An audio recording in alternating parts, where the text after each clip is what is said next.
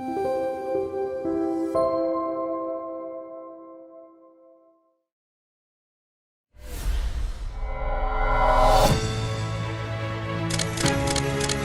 question is, you spoke a lot about the I have a couple of questions for Mr. Kwon from the KCD. So I have two kind of questions.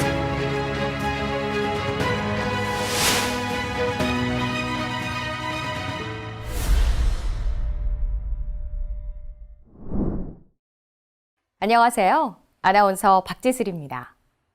코로나19로 인한 글로벌 팬데믹 상황 속에서 한국 정부는 코로나 맵, 드라이브스루 선별진료소, 공적 마스크 등 여러 가지 혁신적인 방법을 선제적으로 도입해 세계로부터 찬사와 호평을 받았습니다. 한국 정부의 이러한 혁신적인 위기 대응이 가능했던 이유는 무엇이었을까요? 이번 시간에는 세계의 K-방역을 가장 먼저 알렸던 드라이브스루 선별진료소의 사례를 통해 살펴보도록 하겠습니다.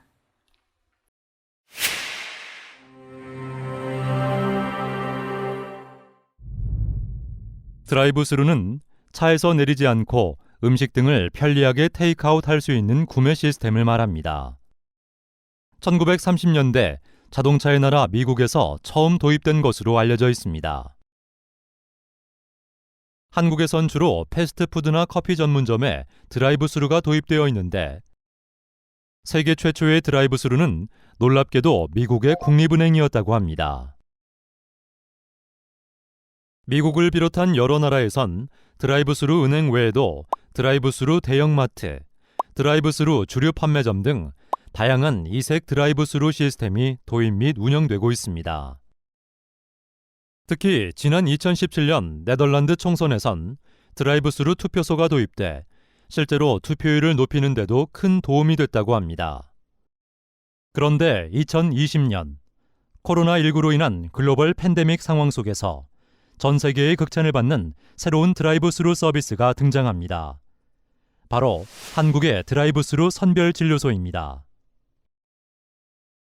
한국은 호흡기 유증상자들을 일반 환자들과 공간적으로 분리하기 위해 코로나19 사태 초기부터 선별진료소 운영을 채택하였습니다.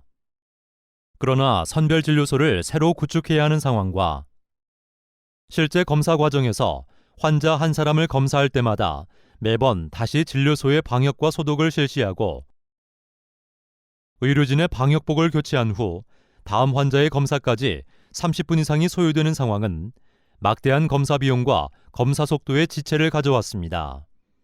또 검사를 기다리는 대기 환자들의 감염 위험도 높아질 수밖에 없었습니다.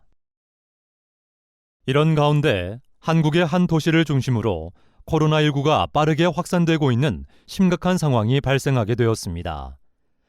하루 수백 명의 확진자가 발생하는 급박한 상황에서 국내 코로나19 1번 확진자의 주치의인 감염내과 전문가가 드라이브스루 방식의 운동장 선별진료소 아이디어를 제안했습니다.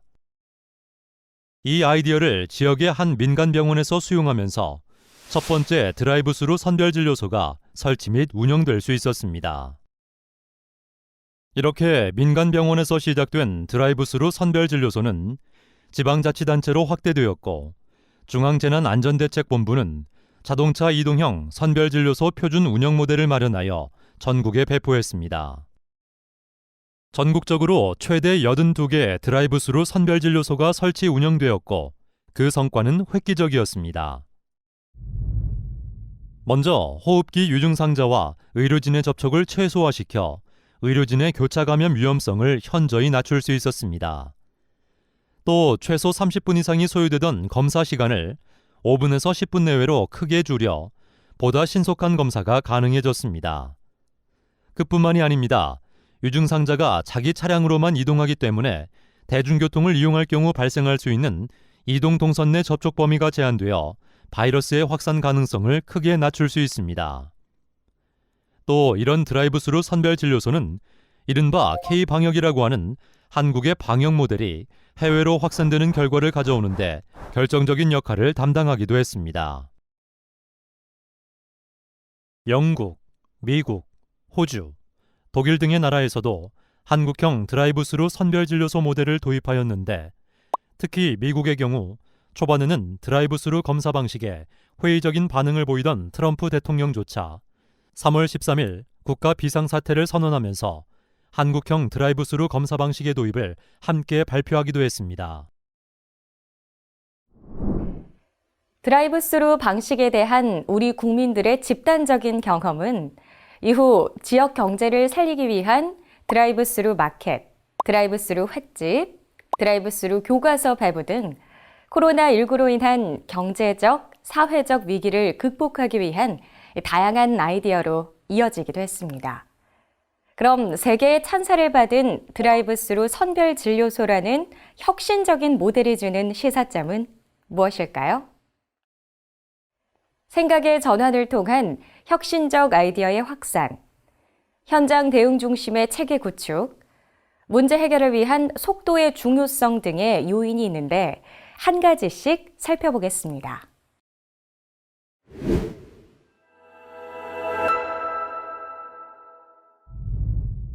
한국은 코로나19 발생 초기부터 선별진료소 운영 원칙을 확고히 했지만 실제 고정된 공간인 선별진료소를 운영하는데 여러 가지 어려움이 있었습니다. 이에 고정된 공간인 선별진료소는 그대로 둔 채 분리된 공간인 차량을 이동시키는 방안으로 해결한 것이 바로 드라이브스루 선별진료소입니다. 고정된 공간에 분리해서 이미 분리된 공간의 이동이라는 접근 방식을 달리한 발상의 전환이었습니다.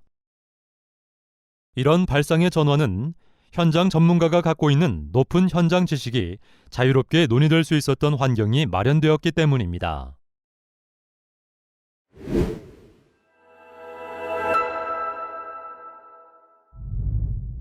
시급한 상황 속 한 현장 전문가의 드라이브스루 선별진료소 아이디어가 실제 현장에 적용되기까지 걸린 시간은 불과 이틀이었습니다. 이렇게 빠르게 실제 현장에 적용될 수 있었던 것은 의료라는 전문 분야의 특성상 역시 다수 의료 전문 인력으로 구성된 질병관리본부와 보건복지부의 관료들이 민간 전문가들과의 원활한 소통을 바탕으로 현장 의견을 적극적으로 반영한 결과이기도 합니다. 드라이브스루 선별진료소의 도입 과정에는 기존 정책 문제 해결 과정과 크게 다른 점이 있습니다. 과거 정부의 혁신이 정부나 정책 결정기관에서 결정된 방안을 민간에서 시행하는 탑다운 방식이 아닌 먼저 민간의 아이디어가 모델이 되어 지방자치단체로 확산되고 마지막으로 중앙정부가 표준 모델을 만들어 배포하는 형식의 이른바 바텀업 방식으로 이번 위기 상황에서 뛰어난 현장 대응 능력을 보여준 사례라고 할 수 있겠습니다.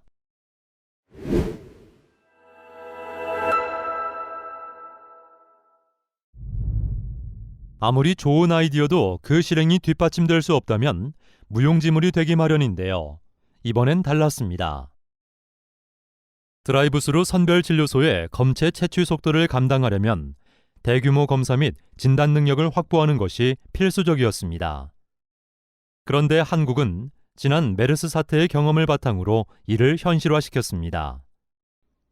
2015년 메르스 사태 이후 정부는 감염병에 대한 비상대응 시스템을 개편하여 국공립병원 및 민간병원, 검사기관 등의 진단 네트워크 체계를 개선하였습니다. 이 진단 네트워크에 속한 병원 및 검사기관들은 동일한 검체검진 장비와 매뉴얼을 갖추고 이를 활용할 수 있는 인력들에 대한 표준화된 교육이 이루어져 있었습니다. 질병관리본부는 코로나19 진단 시약에 대한 긴급 승인뿐만 아니라 새로운 검진 장비의 승인을 받는 데 걸리는 시간을 크게 줄이고 검사가 가능한 기관도 빠르게 확대해 나갔습니다.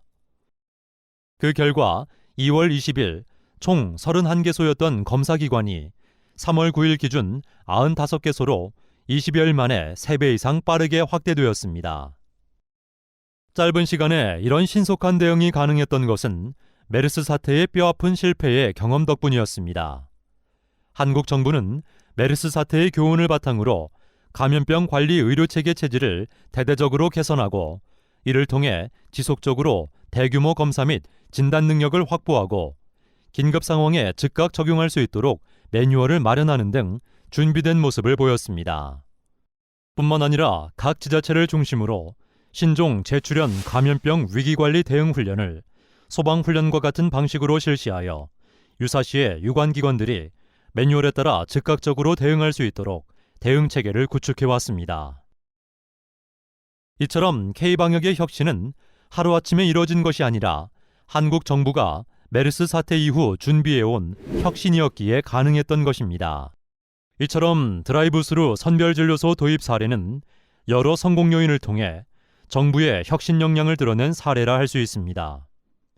그러나 한편으로는 드라이브스루 선별진료소 도입 시 고려해야 할 한계와 앞으로 고민해야 할 제약 요인이 남아 있습니다. 먼저 자동차가 없는 국민들의 경우 드라이브스루 선별진료소 이용에 제한이 있습니다. 이 때문에 모든 국민의 생명과 안전을 위해서는 접근성을 높이기 위한 방안의 모색이 필요합니다.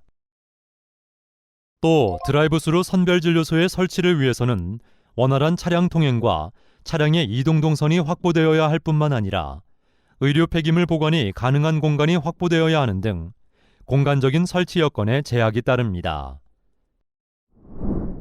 지금까지 드라이브스루 선별진료소 도입 사례를 통해 현장 전문가의 생각의 전환을 통한 혁신적 아이디어가 관료와 전문가 집단과의 원활한 소통을 통해 현장 중심의 대응 체계가 구축되는 과정을 살펴봤습니다. 또한 이러한 K방역의 혁신 모델을 가능하게 한 것은 지난 실패 경험을 바탕으로 한 준비된 혁신이었음을 확인하였습니다. 드라이브스루 선별진료소 도입 사례를 통해 확인한 정부의 역할은 단순히 진료소를 추가 설치하는 것에 있는 것이 아니라 버텀업 방식의 소통과 의사결정 능력, 그리고 이를 수용할 수 있는 역량을 갖추는 데 있다는 것을 확인할 수 있었습니다. K방역 모델의 확산과 학습을 위해서는 이러한 혁신 역량이 선행돼야 하는 것입니다. 앞으로도 정부는 현장 전문가들이 자유롭게 의견을 제안할 수 있는 환경을 마련하고 빠른 판단과 의사결정이 가능한 역량 있는 관료들과 함께 혁신적 아이디어를 현실화시킬 수 있는 시스템의 역량을 갖추기 위해 정부 혁신을 지속해 나갈 것입니다. 위기는 현재 진행형입니다. 또한 언제든 새로운 위기가 찾아올 수 있습니다. 그러나 드라이브스루 선별진료소 사례에서 살펴보았듯이 준비된 혁신을 통해 대응해 나간다면 지금까지와 같이 슬기롭게 극복해 나갈 수 있을 것입니다.